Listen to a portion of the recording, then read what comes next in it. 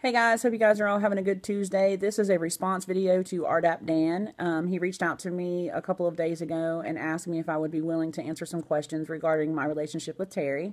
I don't want to waste too much time, so I'm going to go ahead and dive into the questions. I covered these questions a lot this morning and did some thinking before I decided to come on and respond to them. So I'm not going to answer these in the order that you have asked me. I'm going to answer them in the order that, the things that stand out to me that I really want to cover before I run out of time. So let's see. So the one of the questions on here is, some people say that women who choose to date men in prison are avoiding some kind of insecurity. Is this a misconception? And if so, what do you want people to know about that? Okay, that is a two-sided question for me. I have been involved with Terry for over a year now. We've been together. And I've been around him with this, the prison sentence, all of this, the communication, everything for nearly 4 years. We actually, in August, it will be 5 years that I've known him. Okay. So to say some people say that women choose to date men in prison, I'm going to break this question down. There are women out here that do choose to date these men. There are women out here that get on websites. They get on these dating pen pal sites for prisoners, prisoner.com, all these weird sites. I've never been on one, and I've only learned about them through the groups that I'm on Facebook. So, yes, there are women that choose this. They literally go and they look for these people, and they write to them, and, a relationship develops from it, or, a bad experience develops from it, or, it's just such a big world out there when it comes to those sites and social media and websites and dating sites. I mean, there's a whole realm of it out there at your fingertips, So yes, there are women that choose to date these men in prison. I agree with that. Okay. Now, the second part of that question is that they are avoiding some kind of insecurity. Okay. That could be correct in some situations. Maybe they're insecure of being out here in the free world with a man. Being incarcerated, there are limits to what they're allowed to do. There's no contact beyond, phone calls, letters, visits. Visits are very strict. So it's more of an emotional kind of relationship. So yeah, I mean, maybe they're insecure of being out here in the free world. Being in a relationship with someone, incarcerated frees them up from that. So yes, I can agree with that. It's not a misconception. No, I don't believe that that's a misconception at all. I've seen it so many times in some of the groups that I'm on Facebook. Some of the stories that I've seen, and some of the ladies that I've been in contact with, and it's crazy, y'all. It's absolutely crazy to me. I mean, it's crazy. So yes, there are women that choose to go out and seek a relationship, and then there are women that are in a situation with me. Like me, for instance, I never chose Terry to be the guy that I was going to be with. I never chose him to be someone that I was going to fall in love with. I never chose to be engaged to him. It all just happened. It just happened. I can't explain to you how many times when someone meets me and they ask me these same questions, like, how do you do it? Did you choose this? Now, I didn't seek him out as a relationship. I reached out to him because I had read his story and I felt terrible. And I just could see something about him that would just set him apart from anyone else I've ever met in my life. And I said, I have to help this person. This person is locked up. He's lost his grandparents. He's lost his parents.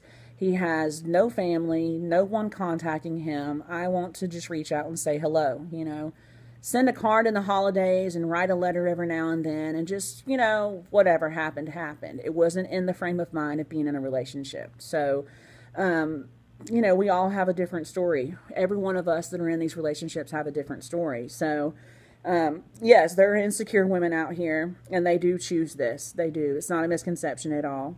The misconception, I think, is having everyone believe that every person that's locked up in prison is just awful, god-awful person, and, what are you doing?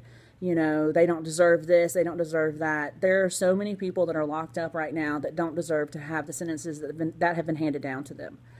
Terry being one of those. So I hope that's a good enough answer for you, Dan. That's one of those topics that I would probably cover again, definitely on this channel. That needs to have a lot more attention. So, all right, the second question I'm going to answer is, what is the biggest fear you have about dating someone in prison? There are absolutely no fears. I have absolutely no fears whatsoever of dating him while he's in there. I've been exposed to this environment for almost 5 years. And within a year and a half of visits with him and being like in that environment physically and being, you know, in contact with him physically, there are no fears. I have no fears at all. There's no second guessing. There's none of that. It is something that I made a decision to do when we got together in a relationship, to stand beside him and support him emotionally, not money-wise, not financially, because I don't have to. He's, you know, self-sustaining, and he's been in there a long time, and he just gets through it. You know what I mean? But emotionally and physically, you know, showing up for visits, answering the phone when he calls, and writing letters. You know what I mean? So there's no fears. I have absolutely no fears. I'm sure there are other people out there that get with someone and they don't know the story. They listen to what this inmate is telling them, you know, for their prior crimes, and then they find out that they've been lied to. That would be my biggest fear. If I had gotten into this relationship with him from the get-go without us just being friends and learning who he was, and I had found out that the crimes he had committed were, you know, like, where he harmed another person, and I had already become friends with him, that would have been a hard thing for me. I would have ended everything. You know what I mean? That's my fear, them not being who they say that they are. And there's a lot of women that are experiencing that even today, that they get with these people and they don't know who they are from the inside out. They don't read the paperwork. They don't read the case. They don't know what they're in there for. And then they find out that they're in there for things that are absolutely just terrible.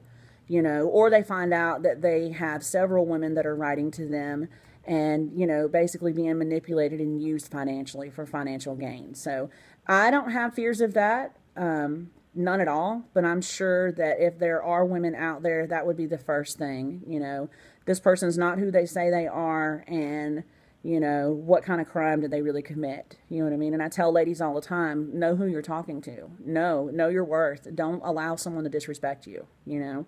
So I hope that's a good enough answer for you. Okay, he says, did you tell people in your life about being romantically involved with someone serving federal prison time? He's in state prison. He's not in federal. If so, what were their reactions? If not, why didn't you tell people? Okay, of course I told everyone. Everyone knew. The reactions that I got over here on the channel was nothing but support. Nothing but support. It was just mind-blowing with the people that supported me over here. In my everyday life, Terry has not been a secret. Everybody that knows me knows that I'm with him, from family to friends to, you know, close friends and distant friends. Everyone knows, and everyone supports it. Now, there have been a few people that have kind of fallen off, and they're like, you know, this is so stupid. Like, what are you doing? You know, who's going to wait? Blah, blah, blah, blah, blah. When you know that you have found that person in your life, you stick with it. And I have. I really have. There's none of that. There's just no fears. There's just none of that. Let's see. The reactions. It's been no negative reactions for me at all. None at all. And I would never not tell people. That's why he's plastered all over my Facebook, because everybody that knows that I love this man and that we are going to be together. We're going to get through the sentence together, and we're going to make it work, you know. So, and the last question was, how did you meet him and what was the initial attraction? Initial attraction with Terry was his patience, his understanding, his support on paper. I know that sounds so crazy, but his support of being that presence in my life when everything around me was falling apart, he was still there. And he was constantly there as a friend, as a person that I could talk to, someone that I vented to, someone that supported me, someone that was always uplifting to me. And now that was the emotional attraction that I had to him. The physical attraction to him, when he walked out of that room, the first time that I laid eyes on him in person, it was like, wow. You know what I mean? It's just instant attraction all the way across the board. His eyes, his smile, The first hug I got from him, like all of that, it was just, yes, you know what I mean? So, I met him through, this is crazy. I met him, I was on Craigslist one night and I was looking for furniture and I come across the ads. I had hit the back button or something and I had seen this ad and I was like, this person's incarcerated. Wow, this is crazy. I don't know. But I read the story, you know, he had lost his grandparents. He didn't have contact with his daughter. He was locked up. He had no friends, no family, was looking for someone to write to. Just someone to kind of remind him, you know, that there's still a world going on out here. And I just wrote him. I just wrote him the first letter, sent the first picture to him. It was black and white. And he wrote back within 2 weeks and very respectful. I would love to pull those letters out and read them and let everyone see, you know, how that went. But the initial attraction with him was his patience and his support and his understanding and the calmness that he has to be in a place like that is so chaotic. He was very, very calm. So yeah, I mean, it's crazy. I would never say that it's a pen pal kind of relationship, but we started from the ground up. We started as friends. We started as, you know, just two strangers that fell in love with each other. And now I stand beside him 110%. And, you know, I know he's going to get through this and he's going to get out of this and he's going to be done and he's going to have a full life ahead of him. You know what I mean? So I want to do this again, Dan. I want you to give me some more questions because I feel like there's some more things that I can cover. I really hope this video is not too long and I hope that you're able to follow it. And I'm not all over the place. Maybe you can edit it if you want to. I don't know. So I hope this helps. I don't want to waste any more time. Give me some more questions if you want to. I'm open to answer some more. And to the rest of you guys, thanks so much for watching. I'll talk to you guys later. Bye.